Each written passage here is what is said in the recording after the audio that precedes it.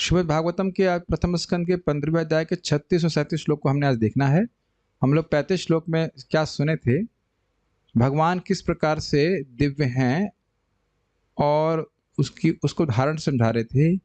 यथा मत्स्यादि रूपाणि धत्ते जह्याद यथा नटः भूभार छपितो ये ना जहो तच्च कलेवरम। ये सूत्र गोस्वामी जी कह रहे हैं, जिस प्रकार से एक नाटककार या जादूगर मत्स्यादि रूप प्रस्तुत करता है, इसी प्रकार से भगवान और उसको त्याग देता है, उसी प्रकार से भगवान विभिन्न रूपों को प्रस्तुत करते और कह रहे हैं भूभार छपितो ये ना। भगवान ने उस रूप के द्वारा भू का भार, पृथ्वी का भार को कम किया और उसके बाद उस कलेवर को त्याग दिया, जो माइक रूप भगवान प्रस्तुत किए थे। बहुत सारी इसमें बातें गई थी, इसको हम नहीं अभी ले रहे हैं यहाँ पे, अब तो हो ही चुका है। आगे क्या बात हो रही है उसको हम देखते हैं यहाँ पे कि भगवान इस जगह से जब चले गए तो क्या हुआ और युधिष्ठिर महाराज ने क्या किया, उसको आज हम सुनने वाले हैं। मेरे पीछे बोलिएगा, official chanter is here, yes, the second one is not there. यदा मुकुंदो भगवान इमां महीम, यथा मुकुंदो भगवान इमां महीम जहो स्वतन्वा श्रवणीय सत्कथः, जहो स्वतन्वा श्रवणीय सत्कथः तदा हरे वा प्रतिबुद्ध चेतसा, तदा हरे वा प्रतिबुद्ध चेतसा चेतसाम चेतसाम उमा विधलंत, तदा हरे वा प्रतिबुद्ध चेतसाम, तथा हरे वा प्रतिबुद्ध चेतसाम अभद्र हेतुः कलिरन्ववर्तत, अभद्र हेतु कलिरन्ववर्ततः यदा मुकुंदो भगवान इमां महीम, यथा मुकुंदो भगवान इमां महीम जहौ स्वतन्वा श्रवणीय सत्कथः, जहो स्वतन्वा श्रवणीय सत्कथः तदा हरे वा प्रतिबुद्ध चेतसा, तदा हरे वा प्रतिबुद्ध चेतसाम अभद्र हेतुः कलिरन्ववर्तत, अभद्र हेतु कलिरन्ववर्तत, यदा मुकुंदो भगवान इमां महीम, यथा मुकुंदो भगवान इमां महीम जहो स्वतन्वा श्रवणीय सत्कथः, जहो स्वतन्वा श्रवणीय सत्कथः तदा हरे वा प्रतिबुद्ध चेतसा, तदा हरे वा प्रतिबुद्ध चेतसाम अभद्र हेतुः कलिरन्ववर्तत, अभद्र हेतुः कलिरन्ववर्तत, यथा मुकुंदो, यथा नहीं यदा, ओके, यदा मुकुंदो भगवान इमां महीम, यदा मुकुंदो भगवान इमां महीम, जहो स्वतन्वा श्रवणीय सत्कथः जहौ स्वतन्वा श्रवणीय सत्कथः, तदा हरे वा प्रतिबुद्ध चेतसाम तदा हरे वा प्रतिबुद्ध चेतसाम, अभद्र हेतुः कलिरन्ववर्तत, अभद्र हेतुः कलिरन्ववर्तत। तो यहाँ पे वर्णन हो रहा है कि भगवान के अपने धाम को चले जाने पे क्या हुआ। जब भगवान श्री कृष्ण ने अपने उसी रूप के साथ, उसी रूप के संग मतलब दिव्य रूप के साथ इस पृथ्वी लोक को छोड़ दिया, उसी दिन से कली जो पहले ही अंशतः प्रकट हो चुका था, अल्पज्ञों के लिए अशुभ परिस्थितियां उत्पन्न करने के लिए पूरी तरह प्रकट हो गया। तो अंशतः प्रकट हो गया था, अब वह पूरी तरह प्रकट हो गया। ओके, अन्वय देखिए। श्रवणीय सत्कथा, जिनकी कथाएं सुनने के योग्य हैं। करणीय, ये किया जाना चाहिए। कीर्तनीय, कीर्तन करना चाहिए। श्रवणीय, श्रवण करने योग्य, करना चाहिए। क्या होगा, कुछ है? मच्छर था, कोई बात, खून नहीं पी रहा, इतना बड़ा था कि आप लोग दिख रहा था, ठीक है। श्रवणीय का अर्थ समझ रहे हैं, जिसका श्रवण किया जाना चाहिए। और कैसी? सत्कथा, भगवान की कथा श्रवणीय सत्कथा, जिनकी कथाएं सुनने के योग्य है। क्यों योग्य है उसको अभी हम आगे देखने वाले हैं। भगवान मुकुंद, वे भगवान कृष्ण जो मुक्ति प्रदान करने वाले हैं, या मुक्ति के सुख को भी कुत्सित करने वाले हैं, या जिनके दांत बहुत सुंदर हैं। ये भी अर्थ। यदा, जब, इमाम महिम, इस पृथ्वी को, मही का अर्थ समझते हैं पृथ्वी, और इमाम मतलब ये, स्वतन्वा, अपने उसी शरीर के साथ जहु अर्थात त्याग दिए, यानी कि शरीर को नहीं त्यागे, और जो शरीर त्यागने का नाटक था वो केवल नाटक मात्र था। आपने कल सुना था, हम लोग जब 11वें स्कंद से पढ़ रहे थे, कि रुक्मिणी आदि ने अपने पति के संग उनकी चिता में प्राण त्याग दिए, लेकिन वह केवल एक नाटक मात्र था। तो कृष्ण भगवान ने एक बाह्य जादू सा प्रस्तुत किया कि उनका शरीर जलाया जा रहा है, उन्हें शरीर त्यागा और शरीर जला रहे हैं, जबकि वास्तविकता ये थी कि भगवान नित्य द्वारका में अंतर्धान हो गए थे। ठीक है। तदा अह एव, आपने शब्द सुना है अहर्निश, अह मतलब डे, तो इसलिए कह रहे हैं तदा अह एव, तब, तदा मतलब तब, और उसी दिन, उस ही दिन, जिस दिन भगवान चले गए उस ही दिन से अप्रतिबुद्ध चेतसाम, प्रतिबुद्ध का चेतसाम का अर्थ होगा जिसकी चेतना बहुत अच्छी है, दिव्य है, पक्की है, निर्मल है। अप्रतिबुद्ध चेतसाम मतलब जिनके मन पर्याप्त विकसित नहीं है, जिनकी चेतना विकसित नहीं है, जो धर्म अधर्म का विवेक नहीं रखते, सार असार का विवेक नहीं रखते, उनके अभद्र हेतु, सारे दुर्भाग्य का कारण। ये समझ में आ रहा है? जो लोग विवेकी नहीं हैं उनके अभद्र का हेतु कल ही अनवर्तता, कली पूर्ण रूप से प्रकट हुआ। ये बात आप लोगों को समझ में आ रही है? तदा अह एव अप्रतिबुद्ध चेतसाम अभद्र हेतु कली अनवर्तता, जिनकी चेतना विकसित नहीं है, जो भक्ति के पथ को नहीं समझते, उनका अभद्र का हेतु, यानी कि जो विवेकी हैं, जो भक्ति करते हैं, जो भक्ति को समझते हैं, उनके लिए अभद्र का हेतु कलयुग नहीं है। और वो उसी दिन से पूरी तरह से प्रकट हो गया, वर्तमान हो गया, जिस दिन भगवान अपने धाम को चले गए थे। श्लोक समझ में आ रहा है? ठीक ठीक। अब संस्कृत देखिए। यदा मुकुंद भगवान, जब भगवान मुकुंद, इमाम महिम, इमाम दिख गया, भगवान इमाम, इमाम इमाम, तो इमाम महिम जहौ स्वतन्वा, इस मही को, इस पृथ्वी को से स्वतन्वा जहु, अपने शरीर को त्याग दिए। एक असली अर्थ है अपने शरीर सहित चले गए इस धरती से। कैसे भगवान? श्रवणीय सत्कथा, जिनकी कथा श्रवण योग्य है, वह जीवों को मुक्ति प्रदान करने वाली है। तदा अहरेव, उसी दिन से, अप्रतिबुद्ध चेतसाम, जिनकी चेतना पूर्ण रूप से विकसित नहीं है, जो विवेकी नहीं है, उनके अभद्र का हेतु, उनके सारे दुर्भाग्य का कारण कलिर अनवर्तता, कली का प्रादुर्भाव हो गया, कली सब जगह व्याप्त हो गया। जो विवेकी हैं वह कली के प्रभाव से दूषित नहीं होंगे, जो भक्त हैं वो भक्ति करेंगे, लेकिन जो भक्त नहीं है वह कली के प्रभाव से प्रभावित हो जाएंगे। जैसे भी आज एक भक्त बता रहे थे कि उनके पति और उनके बेटे बोले, कौन देखा है अगला जन्म?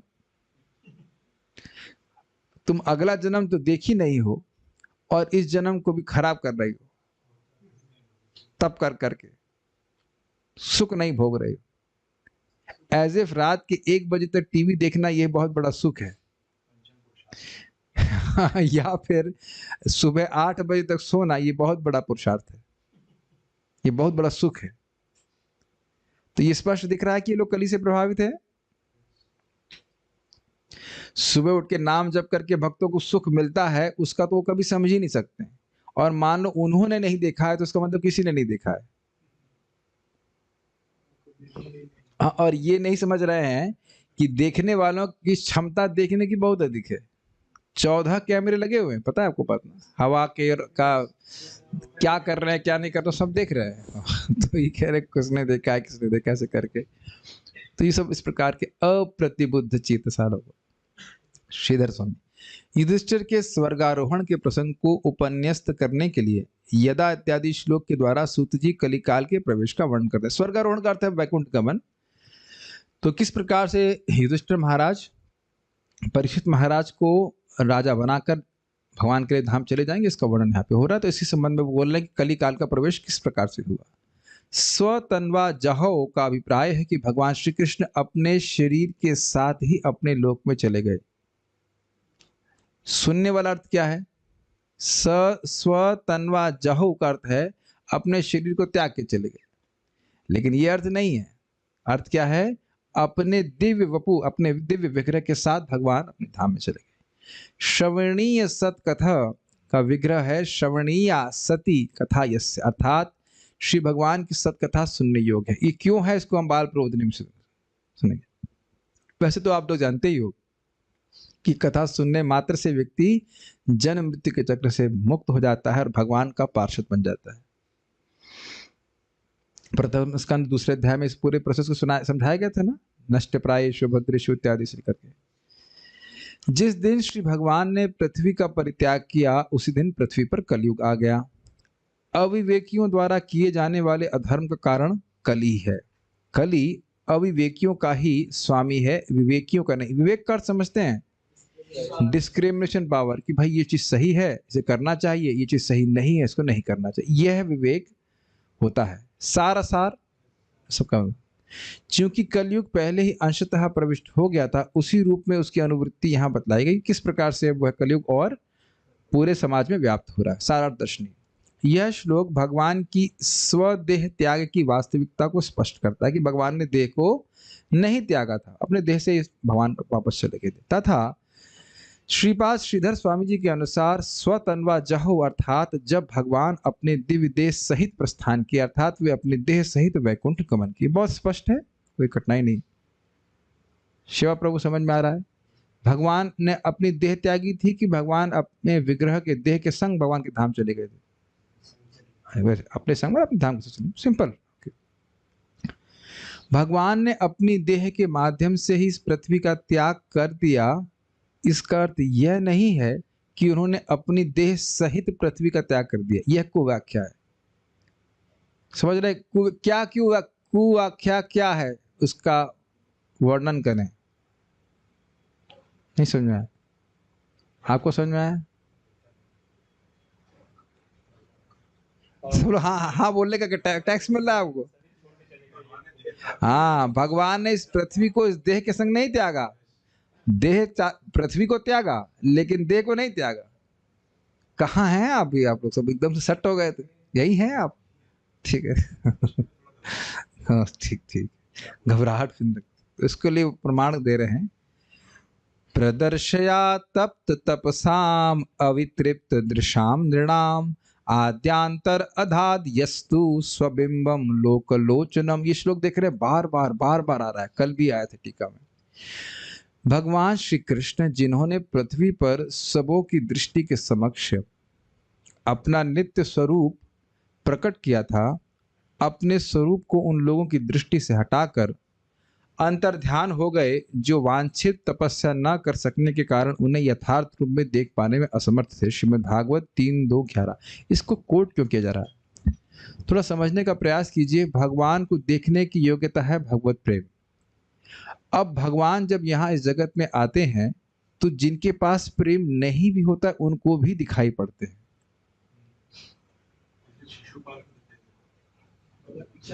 ये भगवान की इच्छा से होता है। यहां तक कोई कंफ्यूजन? जब तक भगवत प्रेम है भगवान नहीं दिखने वाले। तो जब भगवान आते हैं लीला करने के लिए प्रकट, तो उनकी इच्छा से वो लोग जिनके पास प्रेम नहीं वो भी देख पाते हैं, लेकिन वह भगवान के माधुर्य का अनुभव नहीं कर पाते। फिर भी भगवान ने मौका दिया उनको देखने का, जैसे अभी आपने बोला शिशुपाल आदि, जरासंध आदि, लेकिन फिर भगवान ने इस रूप को तिरोहित कर दिया। तो ये चक्रवर्ती पाद ये श्लोक क्यों बोल रहे हैं? दिखाने के लिए कि भगवान का विग्रह दिव्य है और सर्वाकर्षक है, और भगवान अपनी इच्छा से प्रकट करते हैं, लेकिन जिनके पास तपस्या का धन नहीं है वह उसको अब भगवान एक बार जब प्रकट कर ली तो वह देख नहीं पाएंगे। क्लियर? ठीक है। इस श्लोक में स्वबिंबम अर्थात अपने स्वरूप को लोक की दृष्टि में प्रदर्शित करने के पश्चात उन्होंने पुनः उसे तिरोहित किया एवं अंतर्ध्यान हो गए। श्लोक यह नहीं कहता है कि भगवान ने शरीर त्याग दिया।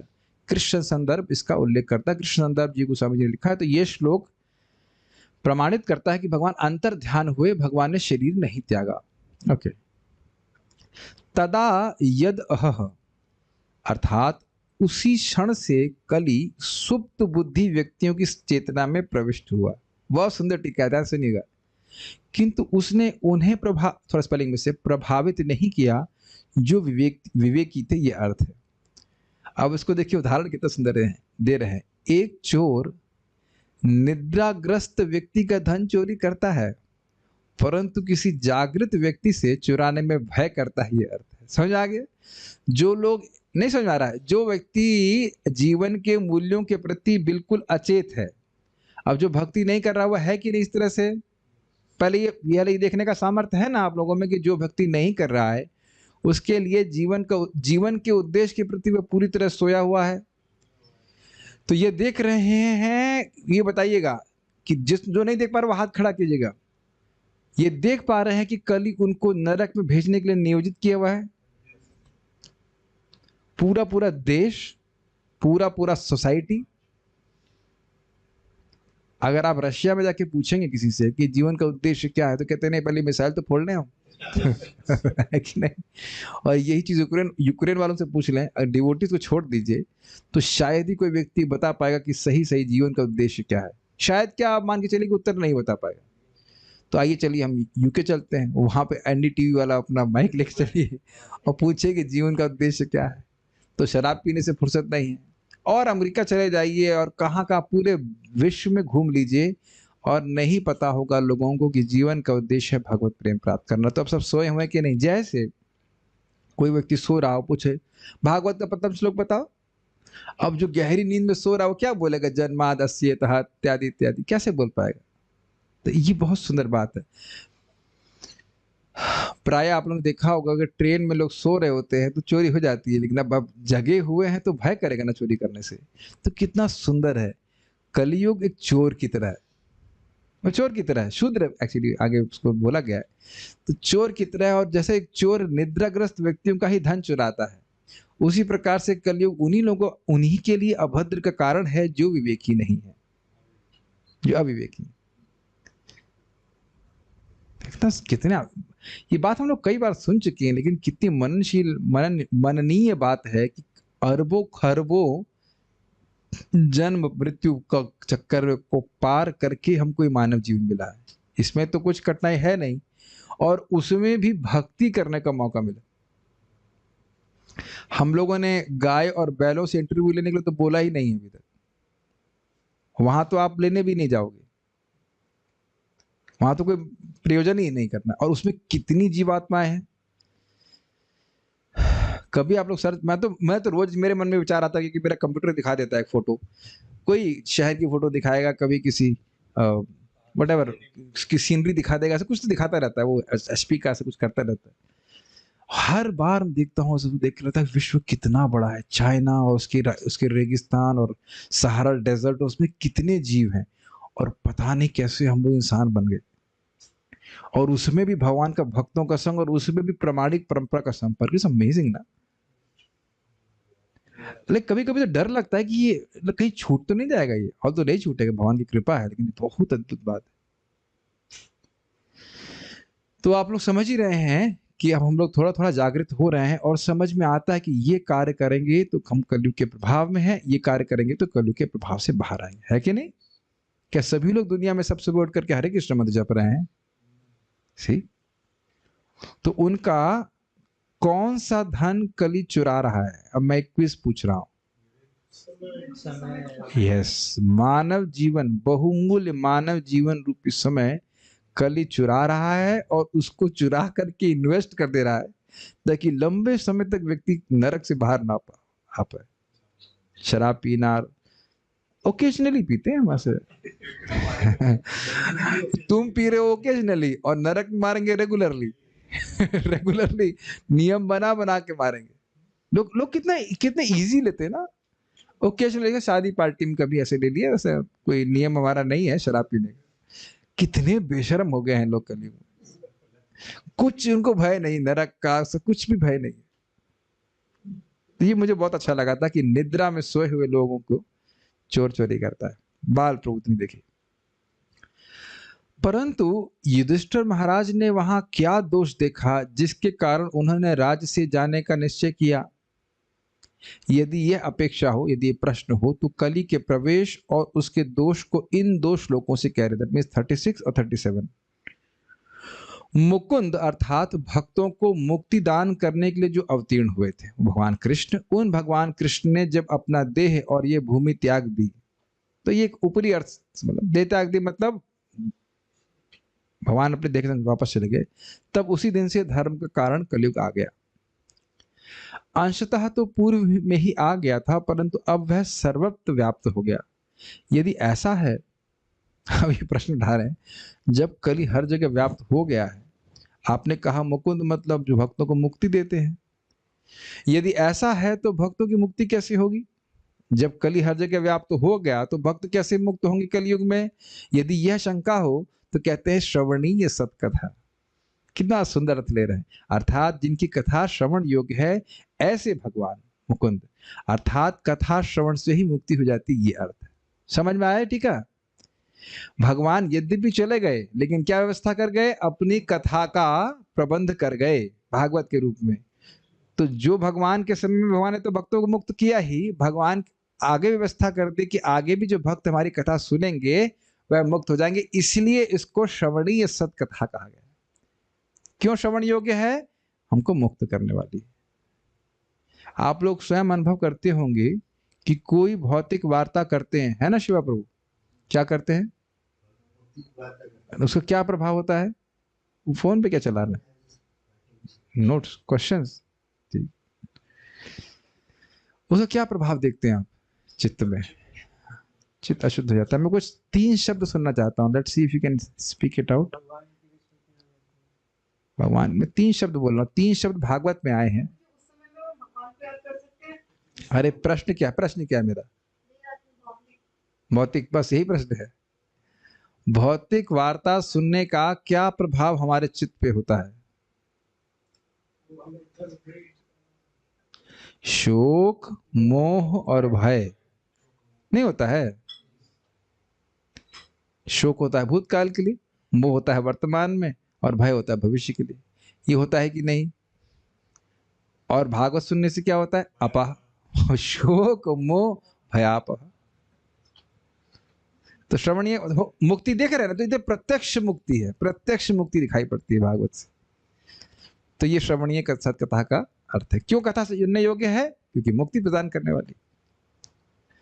परंतु अधर्म के हेतु, अब देखो कितना सुंदर है, कितना सुंदर बोल रहे हैं। परंतु अभद्र या अधर्म के हेतु, जो अधर्म करने का कारण बनता है, कलयुग के विद्यमान होने से किस प्रकार कथा श्रवण संभव है? भाई भक्त लोग सुनेंगे कैसे? आप कह रहे हो कि भगवान की कथा सुनने से मुक्त हो जाता है, लेकिन जब कलयुग है तो लोग कथा सुनेंगे कैसे? यदि यह शंका हो तो कहते हैं अप्रतिबुद्ध चेतसाम। फॉलो कर पा रहे हैं टीका, या जब जा रहा है ऊपर से? कहा कि भाई भगवान की कथा सुनने से मुक्त हो जाएंगे, समझ रहे हैं, लेकिन जब कलयुग है तो भक्त लोग कथा कैसे सुनेंगे? तो उसमें कहते हैं अप्रतिबुद्ध चेतसाम, अर्थात यह कलयुग अविवेकियों के लिए ही अधर्म का हेतु है, विवेकियों के लिए तो कथा श्रवण संभव है, यह भाव है। कितना सुंदर अर्थ दिया है। जो भक्त है वो समझ जाएंगे कि कलयुग आ गया है, भगवान का नाम उच्चारण, भगवान की कथा, इसका आश्रय लेकर के वो पार हो जाएंगे। उनके पास विवेक है, वो कलयुग के दोष नहीं देखते बैठेंगे, ना दोष गिनते बैठेंगे, ये हो रहा है वो हो रहा है, वो चर्चा ना करके अपने चित्त को भगवान की कथा में लगाएंगे। क्लियर, समझ में आ गया? ठीक है। My dear Zoom devotees with their videos off, are you able to understand? And with their videos on also? ठीक है। आप देख ही रहे हैं कि किस प्रकार से लोगों का चित्त भगवत कथा से में इतना आकर्षित नहीं होता है, लेकिन जैसे जैसे नाम जप करता है, भक्तों के संग सुन करता रहता है, तो फिर धीरे धीरे अच्छा लगने लगता है। मैं सभी भक्तों से जो भी कोई आते हैं मुझसे कुछ काउंसलिंग मांगते हैं, यही बोलते हैं भाई किसी तरह से शाम को जरूर फ्री कर लीजिए अपनी। अगर शाम आपने फ्री नहीं करी कथा के लिए तो कलयुग से फ्री नहीं हो पाएंगे। कोई आपको कुछ उत्साह नहीं, विल नेवर बिकम, विवेक ही नहीं होगा। मेन बात तो ये है, आपने देखा ना कथा इत्यादि सुनने के लिए विवेक तो होना चाहिए ना। और मैं जिन लोगों से भी इंटरेक्शन किया हूं अभी तक, प्राय प्राय सभी के पास खूब समय होता है। प्राय प्राय नौकरी करने के लिए 10 बजे आते हैं, तो पूरा मॉर्निंग प्रोग्राम करने के लिए समय, पूरा पूरा मीन्स फुल। और प्राय प्राय 6 बजे वापस आ जाते हैं। इज जस्ट वो बटन दबाना, बटन दबाना। अच्छा है तात्पर्य।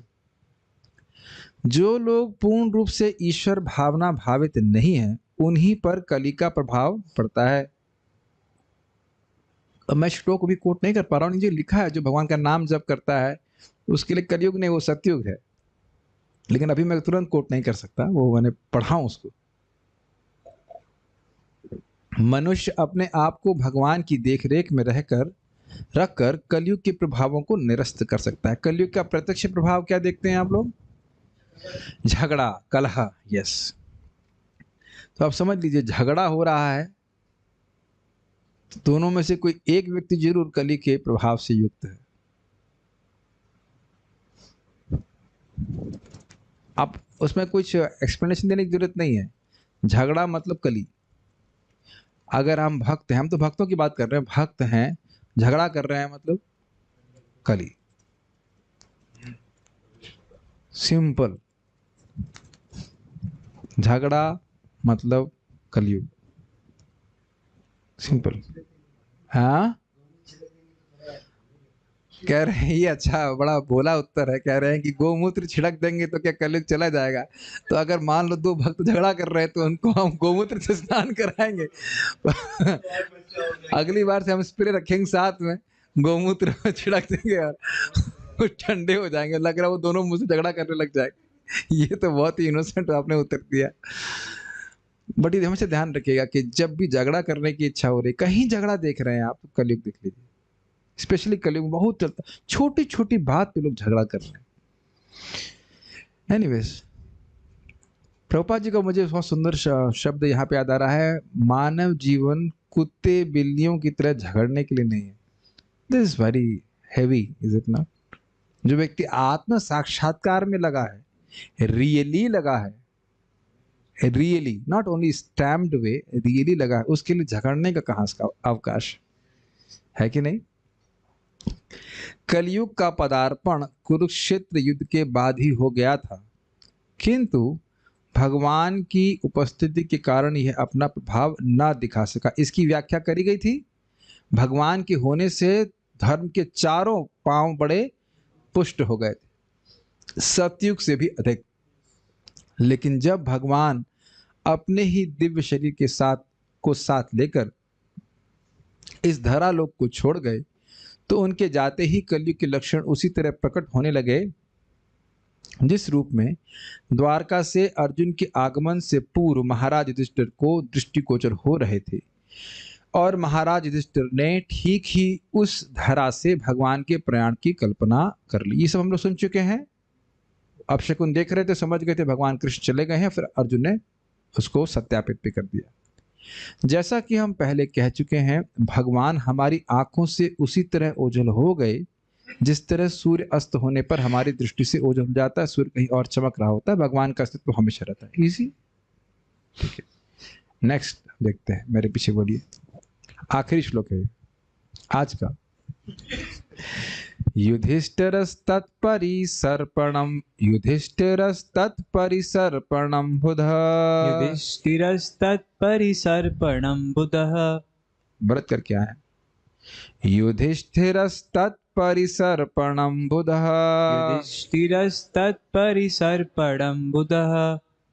पुरे च राष्ट्रे च गृहे तथात्मनि। पुरे च राष्ट्रे च गृहे तथात्मनि। विभाव्य लोभानृतजिम जिम हिंसनात् विभाव्य लोभानृत जिम हिंसना अधर्म चक्रम गमनाय पर्यधात् अधर्म चक्रम गमनाय पर्यधात् युधिष्ठिरस्तत्परिसर्पणं बुधः युधिष्ठिरत्सत्परिसर्पणं बुधः पुरे च राष्ट्रे च गृहे तथात्मनि पुरे च राष्ट्रे च गृहे तथात्मनि विभाव्य लोभानृतजिम हिंसनात् भाव्य लोभानृत जिम हिंसनात् अधर्म चक्रम गमनाय पर्यधात् अधर्म चक्रम गमनाय पर्यधात्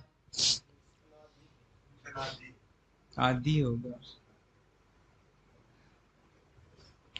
महाराज युधिष्ठिर पर्याप्त बुद्धिमान थे कि वे कलयुग के प्रभाव को समझ गए, जिससे विशेष लक्षण होते हैं बढ़ता लालच, असत्य भाषण, धोखा देना तथा सारी राजधानी, राज्य, घर तथा समस्त व्यक्तियों में हिंसा का आधिक्य इत्यादि।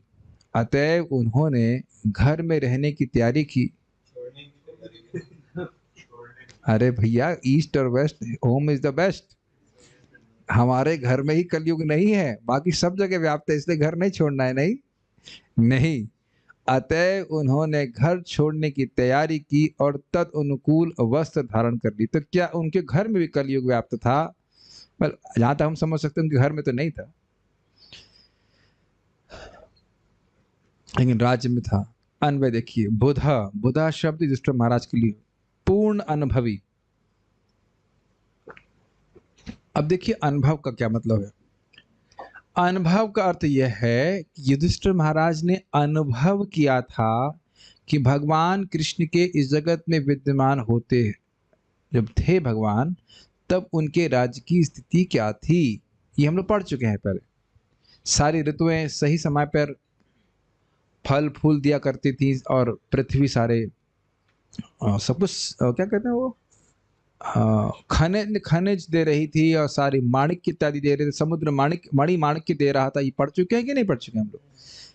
तो किस प्रकार से सब कुछ अनुकूल और धर्म के अनुसार चल रहा था, इसका अनुभव युधिष्ठिर महाराज को था और अब वह परिवर्तन देख रहे हैं, इसलिए कह रहे हैं पूर्ण अनुभवी। ये कितने अद्भुत बात है कि इस समय इतनी अपवित्रता देख रहे हैं, फिर भी लोग नहीं समझ पाते कलयुग चल रहा है। बहुत लोग तो कहते हैं क्या कलयुग नहीं, करयुग है। ऐसे करने का युग है कलयुग नहीं है। क्या क्या डायलॉग बोल देते कुछ भी। कलयुग बस अब 2020 में समाप्त हो रहा है, लेकिन 2020 क्रॉस हो गया। आपने सुना है बीच में हल्ला हुआ था 2012 में समाप्त कर दिया था। पता नहीं क्या क्या फिलॉसफी देते हैं, लेकिन ऐसा हुआ नहीं अनफॉर्चुनेटली।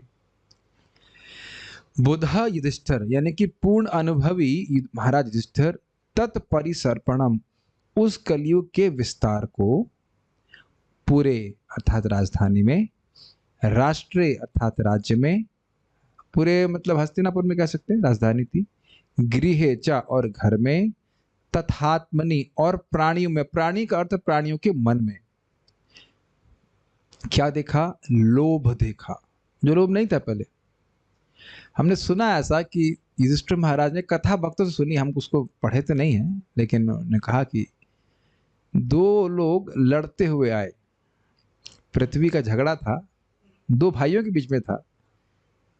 तो मान लो कुछ तो का बॉर्डर होगा, तो वो कह रहा था कि अधिक वाला तेरा है, और दूसरा बोला था नहीं, अधिक वाला तेरा है।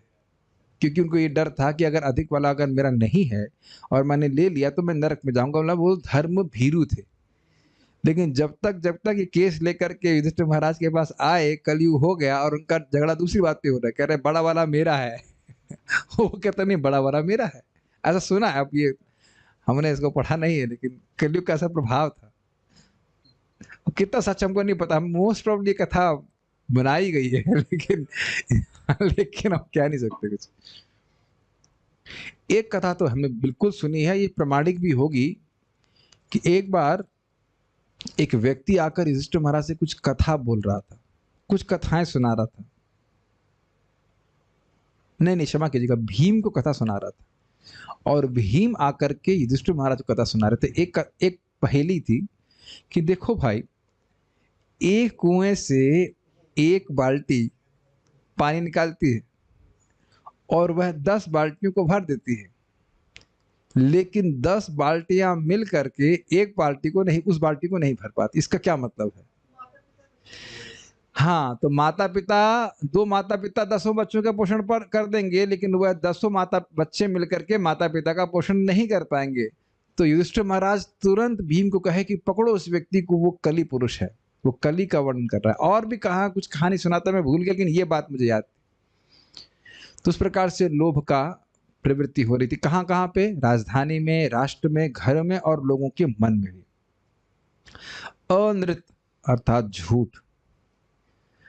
अब देखिए, इस कलयुग में लोग झूठ ना बोलने तो आश्चर्य कीजिएगा, कुछ भी मतलब नहीं, कुछ भी झूठ बोलने में कोई शर्म ही नहीं महसूस होती। हमने तो कई बार देखा, भक्त लोग भी धुआंधार झूठ बोलते हैं, धाड़ झूठ बोलते हैं। हाँ प्रभु 16 माला कर लिया, क्या कहा जा सकता है। तो अगर झूठ बोल रहे हैं तो भी कलयुग से, अब एक ही चीज समझना चाहिए, अगर लोभ से हम प्रभावित हैं, कली से प्रभावित। ये मत कहिएगा कि हम प्रभावित नहीं हैं, भागवत प्रमाण है। झूठ बोल रहे हैं, कली से प्रभावित। जिम मतलब कुटिलता, कुटिल नीति। कुटिल नीति का मतलब है कि बोल कुछ रहे हैं, केवल झूठी नहीं है, मतलब कपट करना। और हिंसन आदि, हिंसा ईर्षा आदि। हिंसा तो आप देखिए ना, किस प्रकार से लोग मांस मच्छी इत्यादि खा रहे हैं, जीवों पे हिंसा कर रहे हैं, अन्यों के प्रति भी हिंसा कर रहे हैं। किसी को वाणी से दुर्वचन बोलना क्या हिंसा नहीं है? लोग ऐसे ही जल रहे हैं, वो बुरे बुरे शब्द बोल देते हैं लोग। कोई सोचते हैं कितनी हिंसा, कितना दुख होता है व्यक्ति को। तो ये सब आपको देखने को मिलेगा, तो कोई इसमें आश्चर्य की बात नहीं। अधर्म को देखा, और चक्रम और छल को विभाव्य यानी देखकर, गमनाय पर्यधात, प्रस्थान के लिए, पर्यधात परिधान से कुछ आ रहा है, कपड़े को बोलते हैं, तो उसी से समझना होगा। पर्यधात अर्थात तत् अनुसार वस्त्र धारण की, मतलब राजसी वेश त्याग करके अब उन्होंने एक तपस्वी का वेश धारण किया, उनको जंगल जाना था। क्लियर है? ठीक है, संस्कृत देख लीजिए। युधिष्ठिरस तत्परिसर्पणम बुधा, युधिष्ठिर महाराज जो अत्यंत बुद्धिमान थे, उन्होंने तत् का मतलब उसका मतलब कली के परिसर्पण अर्थात उनकी किस प्रकार से वो व्याप्त हो रहा था उसको समझ गए। कहां कहां समझ देख रहे हैं? पूरे राजधानी में, राष्ट्र यानी पूरे देश में, गृह मतलब घर में, तथा आत्मनि यानी लोगों के मन में, विभाव्य युधिष्ठिर महाराज ने देखा मतलब समझ गए। क्या देखा? लोभ देखा, नृत्य मतलब झूठ देखा, जिम मतलब कुटिलता देखी, हिंसन आदि मतलब हिंसा ईर्षा आदि देखी, अधर्म देखा, चक्रम मतलब धोखा था, क्या था चक्र में? चक्र का अर्थ क्या लिया गया है? छल देखा। और इसलिए गमनाय पर्याद, गमन के लिए, गमनाय मतलब गमन के लिए, पर्यधात कपड़े पहन लिए, अर्थात विरक्ति के कपड़े स्वीकार कर लिए। श्रीधरी युधिष्ठिर ज्ञानी थे, उन्होंने सर्वत्र कली के प्रसार को देखा। उस कली में लोभ, असत्य, छल तथा हिंसा आदि अधर्म समूह विद्यमान था, जिम्मा कुटिलता को कहते हैं। वैष्णवों में कुटिलता नहीं होनी चाहिए, लेकिन जब भक्त लोग इस जगत में रह रहे हैं तो कोई शठ है तो उससे कभी कभी शाठ्य करना पड़ता है। जैसे कि वसुदेव जी ने कंस के संग किया, कहा कि हम तुम्हें 8वां लड़का दे देंगे, फिर नहीं दिया। तो इस जगत में जब रह रहा है तो व्यवहार में अगर कोई सामने वाला व्यक्ति कुटिल है तो कभी कभी डिप्लोमेसी करनी पड़ती है, लेकिन भक्तों के बीच में इस प्रकार की कुटिलता नहीं होनी चाहिए। Does that make sense? इस प्रकार के कली को देखकर उन्होंने महाप्रस्थान अनुकूल मतलब भगवान के धाम जाने के लिए अनुकूल अपने परिधान को धारण कर लिया। हर चीज के लिए परिधान होता है, उसके लिए ग्रहण किया। क्रम संदर्भ बड़ा सुंदर है। कलयुग का प्रसार तो केवल उनके लिए एक उद्दीपन था। उद्दीपन समझते हैं, स्टिमुलेंट। ये मुख्य कारण नहीं था राज्य त्यागने का। वास्तविक कारण तो उनकी भगवान के निकट जाने की इच्छा थी। बहुत अच्छा कमेंट है, समझ में आया बात आपको? ऐसा नहीं था कि कलयुग को देख करके अब वो डर गए। अब आगे सुनेंगे, कलयुग को तो महाराज परीक्षित, हाँ महाराज परीक्षित दबा दिए थे, कलयुग कुछ उठ भी नहीं पाया था। तो यह नहीं सोचना चाहिए कि अरे कलयुग आ गया, अब तो मेरे कंट्रोल में कुछ है नहीं और युधिष्ठिर महाराज कुछ कर नहीं पाएंगे और इसलिए भाग गए, ये नहीं सोचना चाहिए।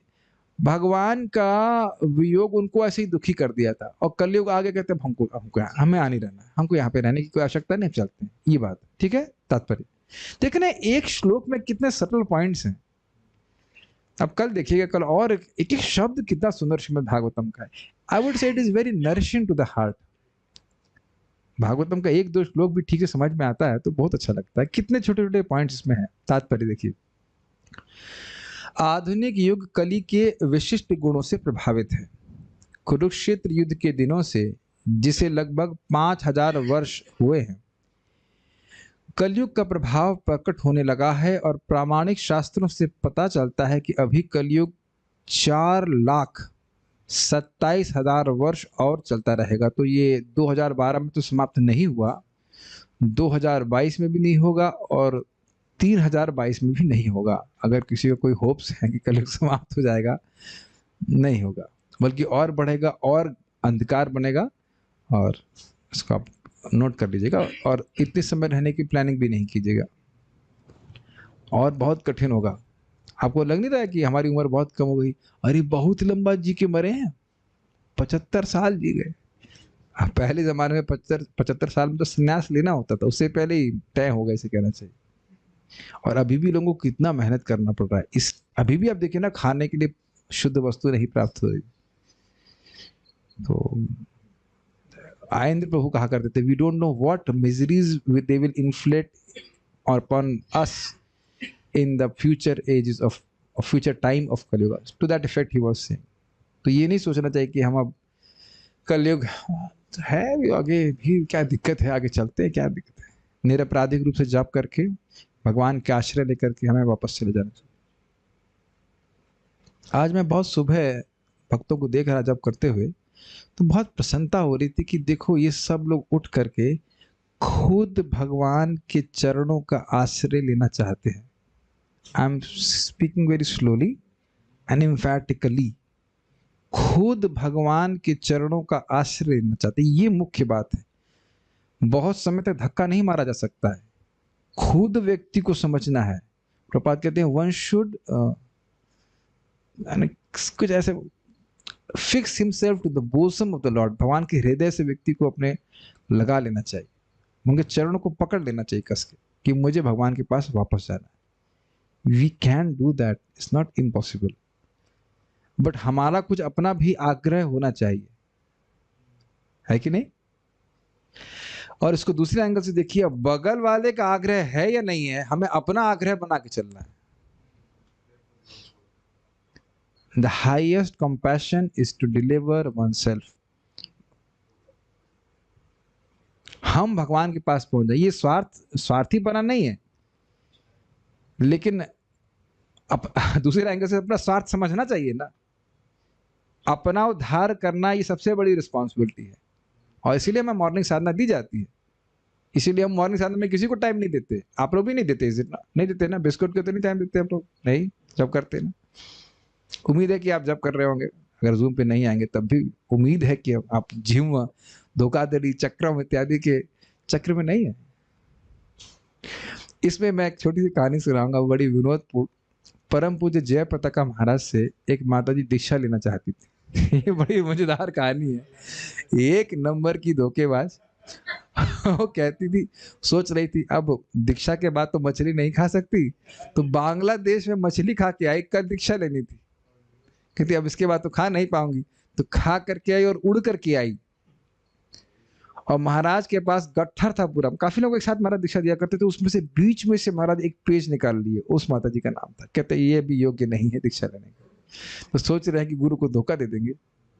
This is amazing, is it not? तो लोग गुरु से भी धोखा करने के चक्कर में रहते। ये तो कलयुग की स्थिति है। कलयुग के जिन लक्षणों का उल्लेख ऊपर किया गया है, अर्थात लोभ, असत्य, छल, भाई भतीजावाद, समझते हैं इसका मतलब?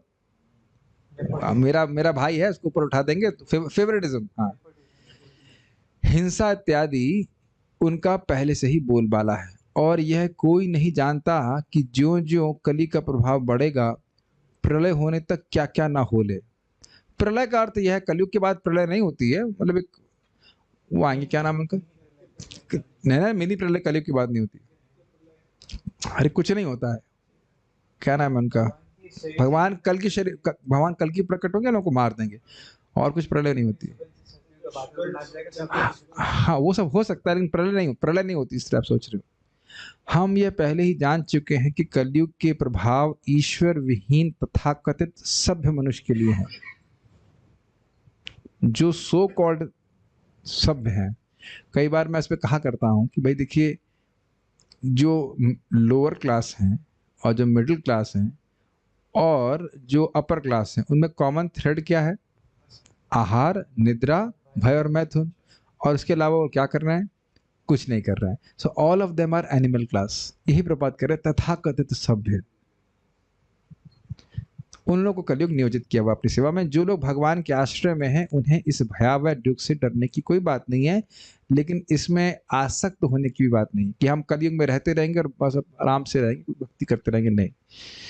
महाराज युधिष्ठिर भगवान के महान भक्त थे, अतएव उन्हें कलयुग से भयभीत होने की आवश्यकता न थी, किंतु उन्होंने सक्रिय गृहस्थ जीवन से विरक्त होकर अपने घर भगवत धाम वापस जाने के लिए तैयारी करना उचित समझा।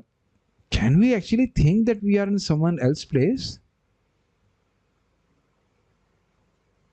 Is it not striking? प्रपात क्या कह रहे हैं यहाँ पे?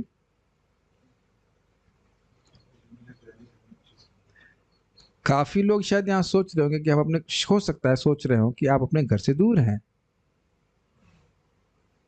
हो सकता है।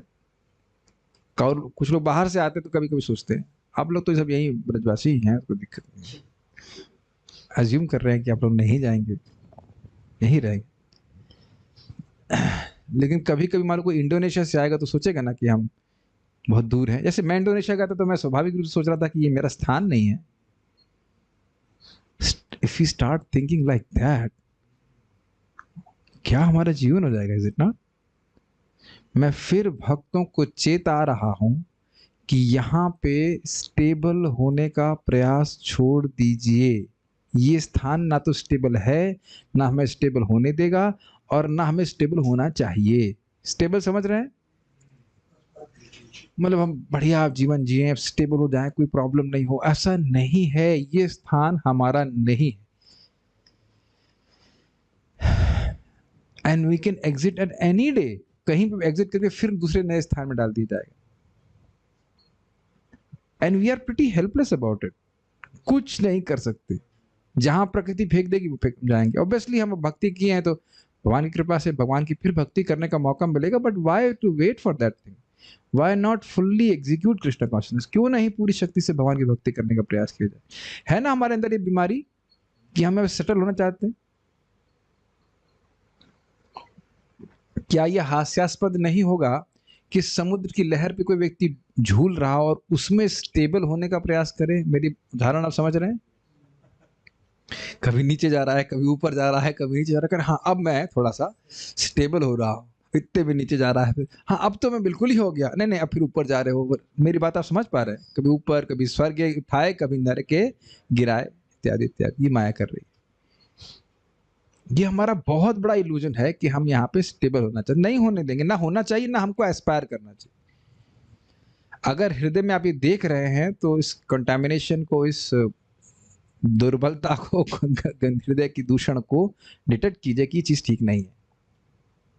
We can never be stable. कोई स्टेबल नहीं है। चूंकि पांडव भगवान के सनातन संगी हैं, अतएव वे अन्य किसी वस्तु की अपेक्षा भगवान की संगति के लिए अधिक बेचैन रहते थे। ये भी हमने जीव गोस्वामी जी की टीका में पढ़ा।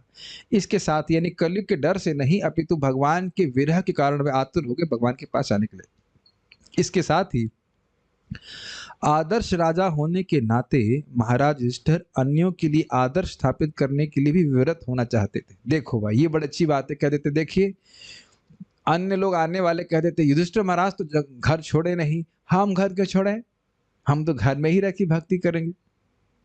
तो प्रभुपाद कह रहे हैं कि आदर्श राजा होने के नाते वह भी स्टैंडर्ड फॉलो कर रहे हैं। क्या कर रहे हैं, देखिए, जो ही गृहस्थी के कार्य को देखने वाला कोई नव युवक तैयार हो जाए, अभी भी मौका है, मैं पढ़ने से पहले आप लोग मीटिंग छोड़ सकते हैं। वैधानिक चेतावनी दी जा रही है भाई, इससे पहले कि हम पूरा पढ़ें आप लोग अभी मौका 1, 2 और 3। अब आप सुनेंगे तो हमको मत बोलेगा कि आप कठोर बात बोल रहे हैं, ठीक है? फिर से पढ़ लेते हैं, रेडी, ओके। जो ही गृहस्थी के कार्यों को देखने वाला कोई नव युवक तैयार हो जाए तो मनुष्य को चाहिए कि वे आध्यात्मिक साक्षात्कार तक ऊपर उठने के लिए तुरंत गृहस्थ जीवन का परित्याग कर दे। लेकिन कुछ ना कुछ लॉयरगिरी तो लोग करेंगे, कहेंगे देखिए प्रभुपाद इसमें क्या बोल रहे हैं। साधु जी आपने देखा नहीं प्रभुपाद क्या कह रहे हैं? कह रहे हैं जो ही गृहस्थी के कार्यों को देखने वाला कोई नव युवक तैयार हो जाए, तो तैयार ही नहीं हुआ है, अभी तो 40 साल का ही हुआ है। हमारा कोई नहीं, बहुत छोटा है, बहुत छोटा है, मात्र 40 साल का। कैसे इसको हम अकेला छोड़ दें, बताइए? कैसे इस पे बिजनेस पूरा छोड़ दें, है कि नहीं? तो करते रहिए लॉयरबाजी। ये मैं मजाक में नहीं बोल रहा हूं, ये वास्तविकता बोल रहा हूं। वृंदावन में आने के बाद भी भक्त लोग मुझे फोन कर रहे हैं, कह रहे वो बेटे का कोर्ट केस सॉल्व करने के लिए मैं वापस दिल्ली जा रहा हूँ। हम तो कुछ रिएक्ट नहीं करते, हाँ ठीक है, अच्छा है, वहां रह के भी जब कीजिए, कोई दिक्कत। और केस सॉल्व करते करते आपका केस बन गया तो वो समझ रहे ना केस बनने का मतलब, और उस केस को आपका बेटा सॉल्व नहीं कर पाएगा। यमराज तो नहीं कहेंगे, लेकिन अब पता नहीं, भक्तों के लिए तो खैर यमराज नहीं आते हैं। अद्भुत है, मथुरा में यम का कार्य ही नहीं है। श्लोक है, अभी अभी तो मैं उसका अनुवाद कर रहा हूँ, आप लोगों ने अनुवाद किया होगा, शायद पढ़ा होगा। यमराज जी का अधिकार ही नहीं है, यहाँ पे है ही नहीं यमराज जी का अधिकार। जो दंड देना, जो कुछ करना है, कुछ भी क्यों करना है, वो भगवान दे सकते हैं। एकदम स्पष्ट लिखा है, यमराज का प्रवेश ही नहीं है यहाँ। एटलीस्ट यम के रूप में, डिवोटी के रूप में तो आ सकते हैं, लेकिन यम के रूप में अधिकार है ही नहीं। अधिकार दंड ही नहीं दे सकते किसी को, आ ही नहीं सकते यमदूत। क्या अद्भुत बात है। उसे गृहस्थी के अंधकूप में तब तक सड़ते नहीं रहना चाहिए जब तक यमराज आकर उसे बाहर न खींच निकाले। अब देखिए, अब लग रहा होगा कड़वी बातें लग रही होंगी, लेकिन जीव का जो भी संबंध जगत में स्थापित हो रहा है वो झूठा है कि नहीं। देखिए, कई बार लोग बोलते हैं और सोचते हैं कि हम लोग कठोर बातें बोल रहे हैं, लेकिन गृहस्थी का ये बहुत बड़ी कठिनाई है कि गृहस्थी में जब व्यक्ति प्रवेश कर लेता है तो उन संबंधों को इतना अधिक मानता है, इतना अधिक मानता है कि बस पूरा जैसे कितना अब्जॉर्प्शन हो जाता है कि यही बच्चे हमारे हैं, ये पत्नी है, इसके लिए करना है, करते करते करते समाप्त। 55, 56, 57, 58 होता जा रहा है। 1 की कितनी सारी इंडिकेशन हो गई। 51 में ही हो गया ना कि 1 जाना है। 51 में 1 दिख रहा है कि नहीं? 52, 53, 54, तब भी 1 नहीं छोड़ते, 1 में नहीं जाते। अरे अभी तो ये छोटे हैं, क्या है, ऐसे करते। और एक और कठिनाई यह भी है कि आजकल शादी भी बहुत देर में करते हैं लोग, कभी कभी 30, कभी 35, कभी 36 करते। तो अब कैसे बताइए वो 50-55 में छोड़ पाएंगे? उसका संतान होगा नहीं होगा, बहुत सारे क्वेश्चंस बैठ जाते हैं। बहुत खतरनाक है। प्रभुपाद देखिए, हमारे शब्द आपको लग रहे होंगे, हमने तो कभी नहीं बोला इतना कठोर। प्रभुपाद क्या बोल रहे हैं, देखिए, गृहस्थी के अंधकूप। अब इस पे मैं जरा कुछ भक्तों की, यहाँ पे सब विवेकी भक्त बैठे हैं तो मैं पूछना चाहता हूँ कि गृहस्थी को अंधकूप क्यों कह रहे हैं? पहले तो बताइए कि अंधकूप क्या होता है, इसकी व्याख्या करें। सोधारण और ये अंधकूप को, गृहस्थी को अंधकूप क्यों कहा जा रहा है? ओके, माइक पे नहीं, पहले प्रश्न समझिए आप। गृहस्थी को अंधकूप क्यों कह रहे हैं? अंधकूप का मतलब क्या है? अंधा कुआं। अंधा कुआं मतलब जिसमें गिरने के बाद हाँ, व्यक्ति को कुछ नहीं पता वो कहाँ है, कैसे बाहर आएगा, क्या होगा, क्या बाहर नहीं होगा। आना भी चाहिए, वह भी भूल जा रहा है। सब कुछ भूल रहा है। और फिर अब बताइए गृहस्थी को अंधकूप क्यों कह रहे हैं? हित्वा आत्मपातम। एक बार गृहस्थ लाइफ में आने के बाद वो इतना बॉडीली कंसेप्शन में चला जाता है मटेरियल एंजॉयमेंट या भोग भोगने के लिए, कि वो ये भूल जाता है कि वो कृष्ण दास है और जो उसकी भार्या है वो कृष्ण दासी है। वो वहां से हट के बिल्कुल मटेरियल सेंस एंजॉयमेंट के प्लेटफॉर्म पे आ जाता है और फिर भगवान को इटरनली भूल जाता है। यहाँ तक कि एक डिवोटी माता जी को उनके नॉन डिवोटी पति बोले तुम मुझको चुनो या भक्ति को चुनो। क्या बात है, ऐसे लग रहा है कि वही नारायण हो गए वही मुक्ति प्रदान करने वाले हो गए अद्भुत हो गए ना। भक्ति को चुनो या तो मुझको चुनो, कैसी कैसी देखो बातें बोल रहे हैं।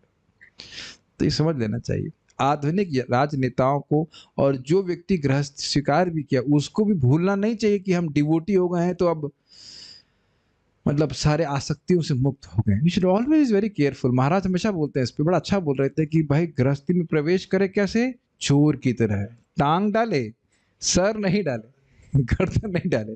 पहले लोग चोर घर में घुसते थे ना तो निकलने की प्लानिंग पहले होती थी, और आजकल क्या है घुस जाते हैं, लेकिन महाराज बोलते हैं कोकून होता ना, कैसे कोकून क्या कहते हैं उसको, इन हिंदी में क्या कहते हैं, रेशम के कीड़े की तरह खुद अपने से ही रेशम निकालता है वो, और उसमें ऐसा बंध जाता है कि कैसे निकले कैसे निकले ऐसे करके सोचता रहता है, जबकि आत्मा का कोई संबंध नहीं है यहाँ पे किसी भी व्यक्ति से।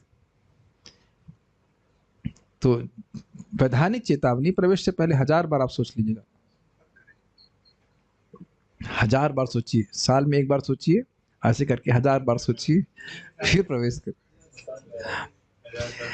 आधुनिक राजनेताओं को महाराज युधिष्ठिर से स्वैच्छिक वैराग्य लेने की शिक्षा ग्रहण करनी चाहिए और नई पीढ़ी को अवसर प्रदान करना चाहिए। स्पष्ट है, ये नहीं है कि मरते एकदम जब तक मर ना जाए उसके क्या कहते हैं, अल्जाइमर ना हो जाए हाथ हिलने न लगे तब तक वह पद पे बैठा रहे।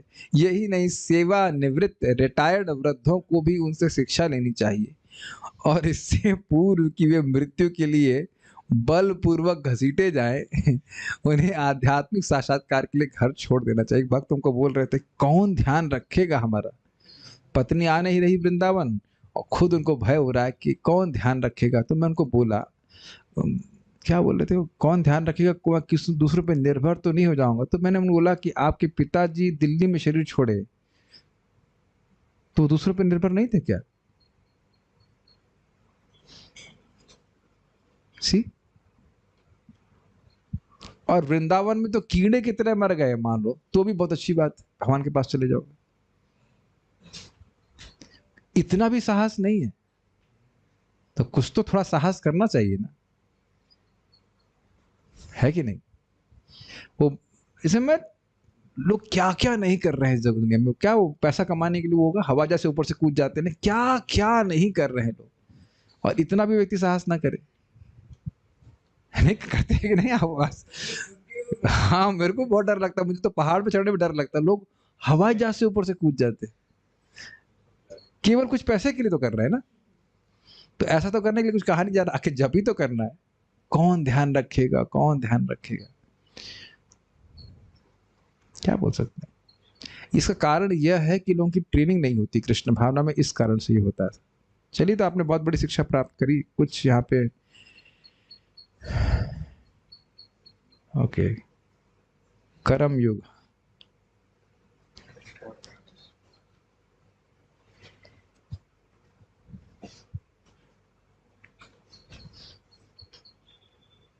ओके, कोई कमेंट्स है, प्रश्न नहीं है, तो कल हम लोग कल से सुनेंगे युधिष्ठिर महाराज किस प्रकार से प्रयाण कर रहे हैं।